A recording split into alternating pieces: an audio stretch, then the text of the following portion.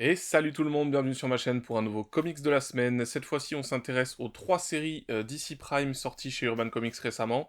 DC Prime, c'est quoi? C'est la gamme sous laquelle Urban sort les séries de la continuité qui font partie du DC All-In aux États-Unis. DC All-In, c'est quoi? Pour ceux qui savent pas ou qui s'en souviennent pas, c'est la période actuelle aux États-Unis de DC qui comprend les DC Absolutes. Donc les DC Absolutes, on en a déjà parlé sur la chaîne. Ce sont des séries qui font partie d'un nouvel univers, un Elseworld, dans lequel on a droit à des nouvelles versions des personnages, un petit peu plus dark, un petit peu plus violents, etc. Très bonne série d'ailleurs, les trois séries en question, on en a parlé sur la chaîne un petit peu plus tôt. Et là, on va s'intéresser donc aux 3 séries sorties chez Urban de la continuité, à savoir Justice League Unlimited, Batman Ghosts of Gotham et Superman Dark Prophecy. Donc je vais vous donner un avis sur chacune de ces séries-là, et puis après je ferai un petit bilan global des 6 tomes qu'on a eu actuellement sur le DC All-In en France. Et petit spoil, bah j'ai beaucoup aimé. Voilà, je le dis tout de suite. Dans la vidéo, comme d'habitude, je vous mettrai des petites planches un peu partout, ce sera souvent des trucs du début de chaque arc, donc rien de spoilant en majorité, sauf que ces séries-là, elles font suite à Absolute Power, event qui est sorti chez Urban Comics aussi en 3 tomes, et du coup, pour certaines, notamment le Superman, un run qui avait déjà commencé bien avant, sous l'ère Dawn of d'ici.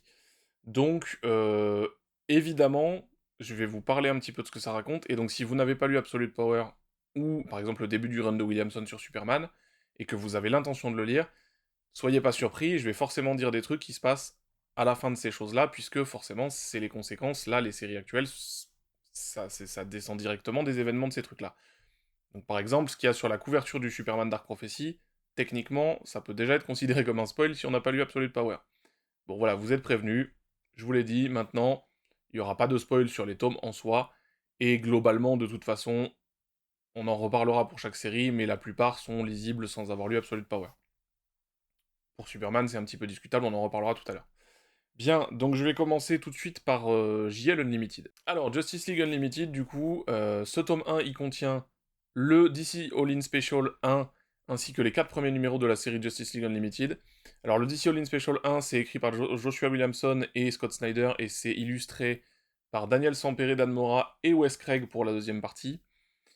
C'est un numéro qui est assez indispensable à la lecture de Justice League Unlimited, donc c'est bien qu'il l'ait mis là. Je reviendrai pas sur le débat, est-ce qu'il fallait le sortir avant, après, peu importe. En attendant, il est là et c'est extrêmement important parce que c'est là que se forme la nouvelle version de cette Justice League. Et ensuite les 4 premiers numéros, donc dessinés par Dan Mora et écrits par Mark Waid. Alors, moi j'ai beaucoup aimé cette série, comme à peu près tout dans All In pour l'instant, parce que on est clairement sur un hommage à Justice League Unlimited. Donc je vais déjà vous faire un petit pitch. On est à la suite des événements d'Absolute Power. Absolute Power, je vous l'ai déjà dit, encore une fois, je vais dire des choses, hein, je vais pas spoiler l'intégralité d'Absolute Power, mais je vais donner les éléments qui sont nécessaires. À la fin d'Absolute Power, les héros, ils ont été mis à mal par Amanda Waller assez durement, et du coup, la Trinité et un autre personnage estiment qu'il faut reformer la Justice League, qui n'était plus en activité depuis un moment.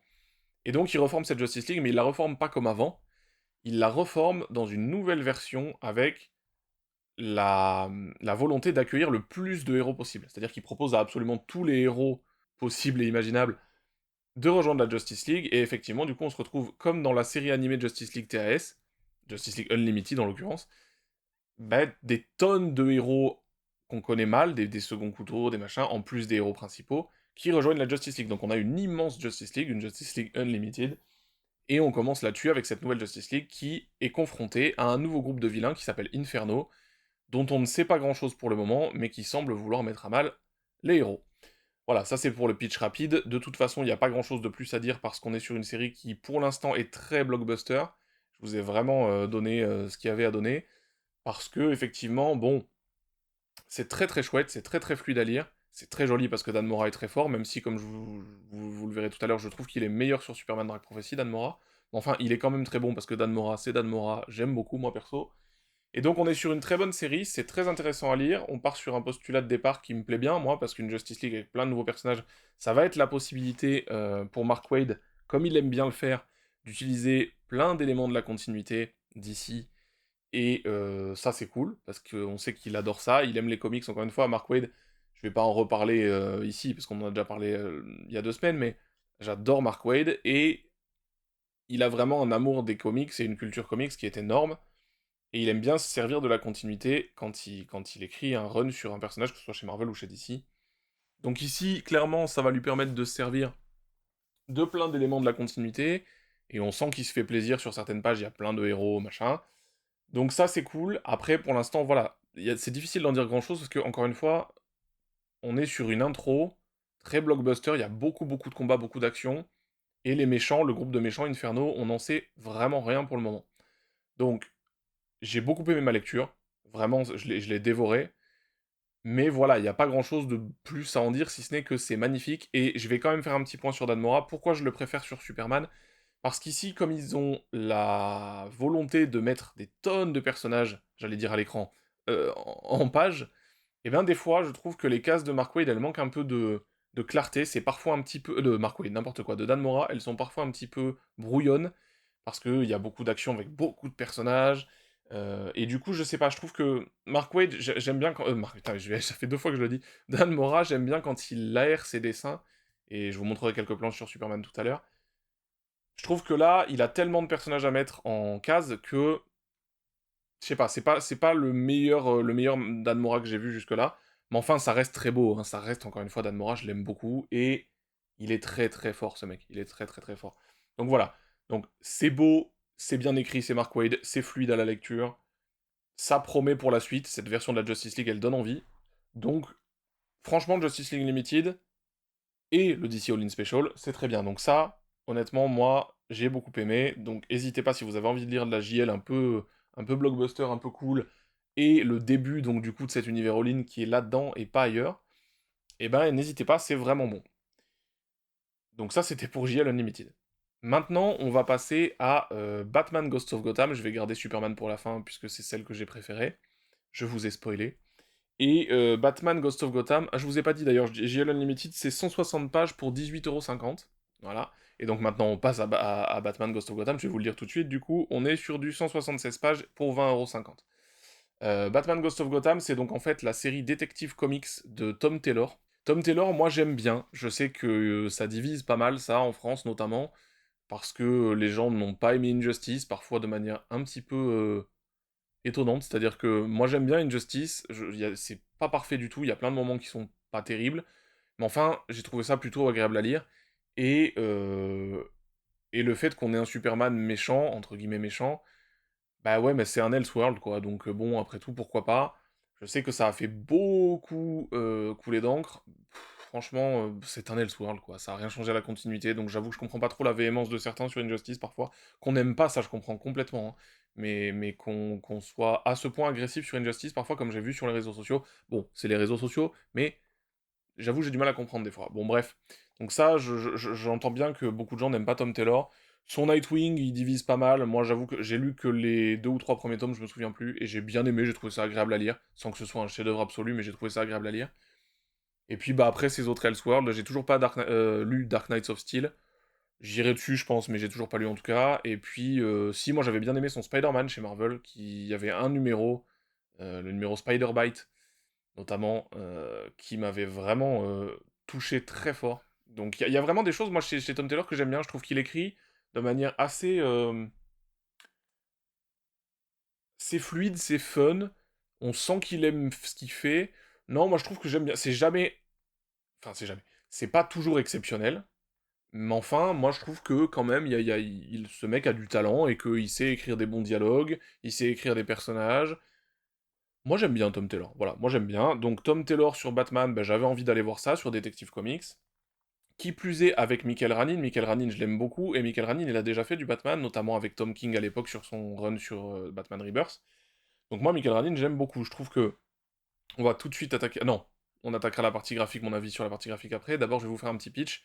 Donc on est sur un Batman, on commence sur un Batman qui enquête sur une série d'assassinats sur de jeunes adolescents qui sortent d'un centre de redressement et qui se font tous tuer et vider de leur sang. Et donc il enquête là-dessus, il enquête sur cette série de meurtres. C'est assez glauque.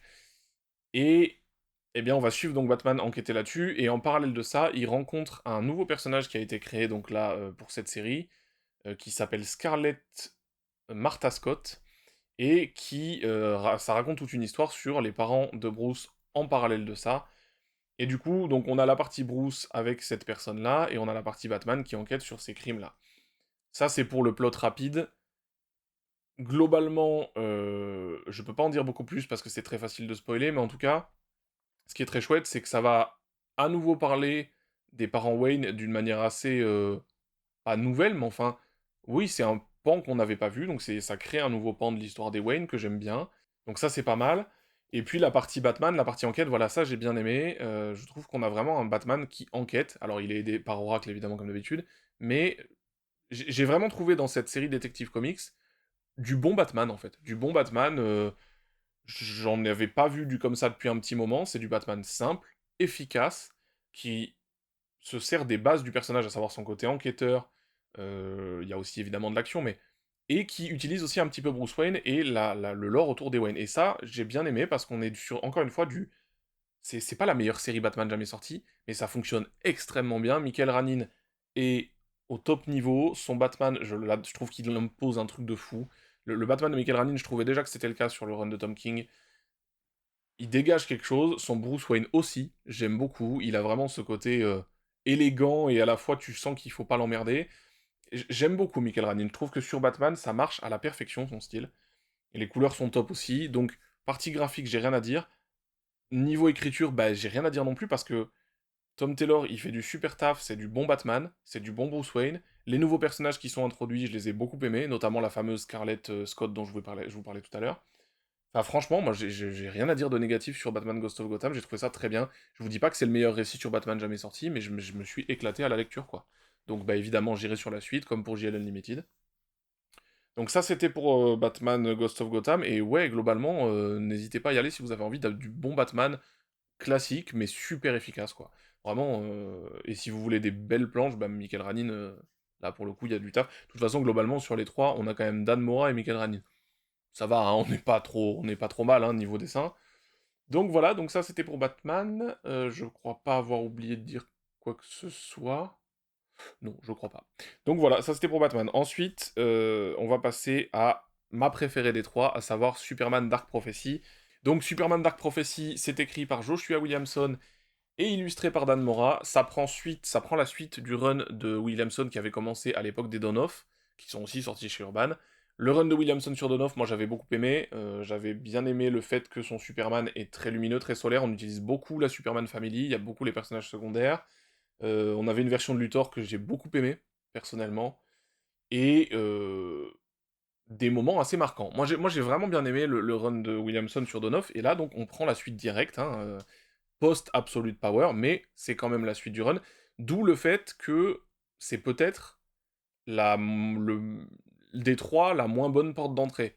C'est tout à fait accessible, c'est-à-dire que si vous avez déjà lu du comics, vous saurez raccrocher les wagons vous-même. Il manque une petite préface peut-être d'Urban pour résumer un petit peu ce qui s'est passé avant, ça aurait été pas mal sur celui-là comme sur Ghost of Gotham, mais sur celui-là particulièrement, puisque ça prend quand même la suite directe d'un run, enfin, pour le coup, on n'est pas passé à un nouveau run. Même si c'est euh, un tome 1 chez nous, c'est quand même le numéro 19 du run de Williamson. Donc, on prend quand même un run au milieu. Post-Absolute Power, donc, il y a une espèce quand même de statu quo qui revient un petit peu à quelque chose de nouveau, mais quand même.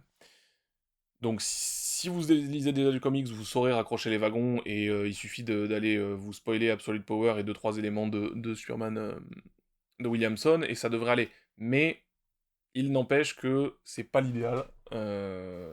C'est pas la porte d'entrée parfaite comme pouvaient l'être les Absolutes. Bon, c'est logique, c'est la continuité, et pour le coup, c'est pas un reboot. Donc ça, c'était pour prévenir là-dessus. Donc on prend la suite du run de Williamson. Qu'est-ce que ça raconte? Là, attention, encore une fois, spoil d'Absolute Power. C'est bon, vous êtes partis ceux qui n'ont pas envie, voilà. Lois Lane a des pouvoirs, elle a récupéré des pouvoirs de Kryptoniens, on sait pas trop pourquoi ni comment au début, enfin si, comment, c'est à la suite d'Absolute Power, mais pourquoi, vous verrez. Et du coup, le tome 1 commence par le Superwoman Special, je crois.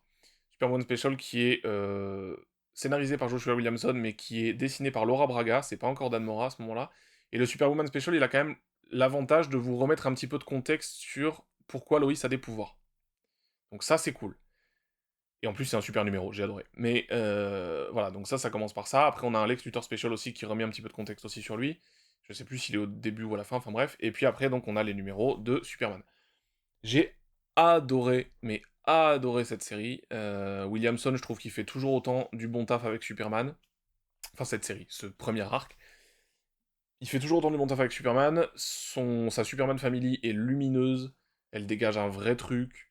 Il y a une façon de les dessiner de Dan Mora qui est exceptionnelle en plus. Superwoman, j'ai adoré vraiment la façon dont Lois gère ses nouveaux pouvoirs en fait. Ce que ça déclenche chez elle, comment elle prend ça, et la façon aussi dont la Super Family l'accompagne, et notamment Clark. Je trouve que la relation Clark-Lois dans ce premier arc est excellente. J'ai adoré plein de moments. Je vous en montrerai pas trop dans les planches parce que il y en a qui sont cool à découvrir vraiment. Et voilà, mais je vous ai même pas fait de pitch en fait. Donc Superwoman, donc Lois Lane a des pouvoirs. Elle essaye de gérer ça. Superman essaye de l'aider aussi à gérer ça. La Super Family aussi. Et puis arrive quelque chose d'inattendu. Doomsday revient. Doomsday, donc vous connaissez, c'est le fameux gros monstre qui a tué Superman dans les années 90. Et il est de retour.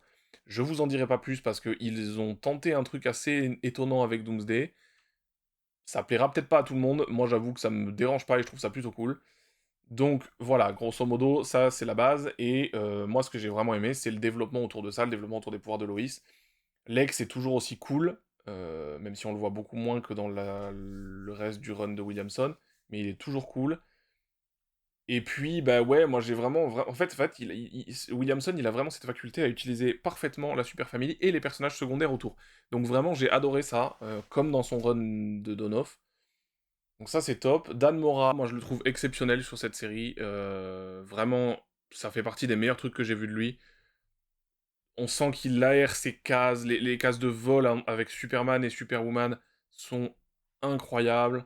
Il y a vraiment Il y a aussi les couleurs aussi. D'ailleurs, les couleurs, je sais plus qui c'est, je vais vous dire parce que les couleurs sont exceptionnelles, je trouve. C'est Alejandro Sanchez qui a fait les couleurs.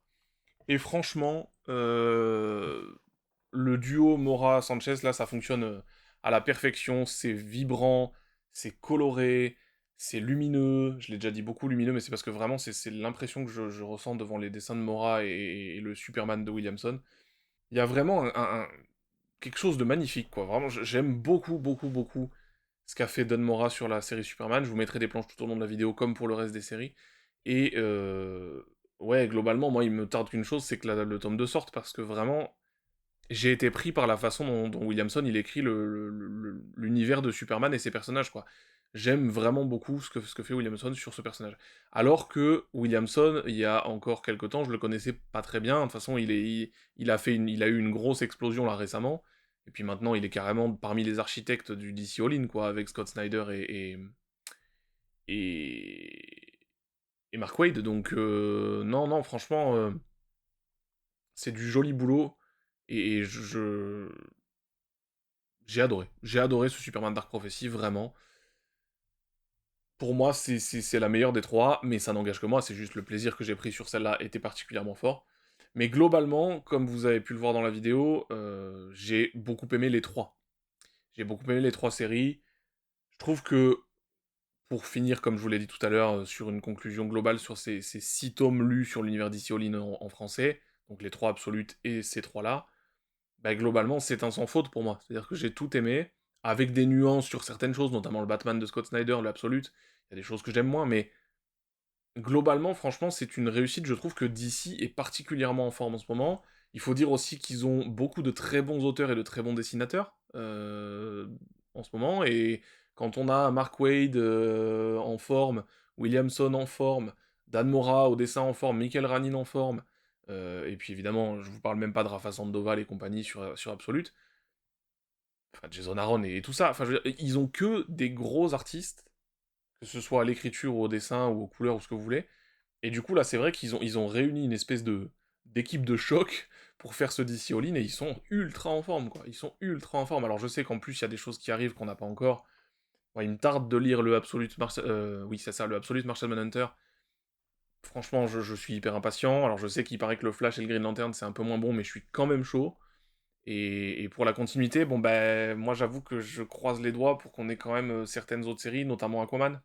Aquaman, ça fait quand même un petit moment qu'on n'a pas eu de série, et je sais pas du tout ce que... J'ai pas du tout vu de retour sur la série Aquaman du All-In. Je sais que juste j'ai envie de la lire parce que c'est du Aquaman, j'adore Aquaman. Et ouais, j'aimerais bien qu'on ait ça, j'aimerais bien qu'on ait plein de trucs qu'on n'a pas encore. New God, je sais qu'on va l'avoir, ça c'est super. De Ramvi, je crois. C'est pas je crois, c'est sûr. Et, et voilà, donc il y a plein de choses dans le All-In qui sont super super cool. C'est bien qu'Urban nous sorte pas mal de choses. Je sais que sur Absolute, ils ont déjà annoncé plein de trucs. Je crois qu'il y a que Green Lantern qui a pas été annoncé. Donc ça c'est super. Et pour la partie continuité, bah, j'espère qu'on aura d'autres trucs aussi, mais en tout cas, pour l'instant c'est un sans faute, et DC All-In, waouh, ça fait plaisir quoi. Ça fait plaisir de retrouver le DC au top du top que moi j'aime quoi, donc cool. Vraiment cool, sachant que j'ai pas vraiment détesté Infinité Dawn of non plus, hein. Il y a eu des très bonnes choses dans les deux périodes, même dans Rebirth, il y a eu... Enfin, je dis même dans Rebirth parce que la deuxième partie de Rebirth c'était un peu moins fort, mais Rebirth, moi j'ai adoré plein de trucs.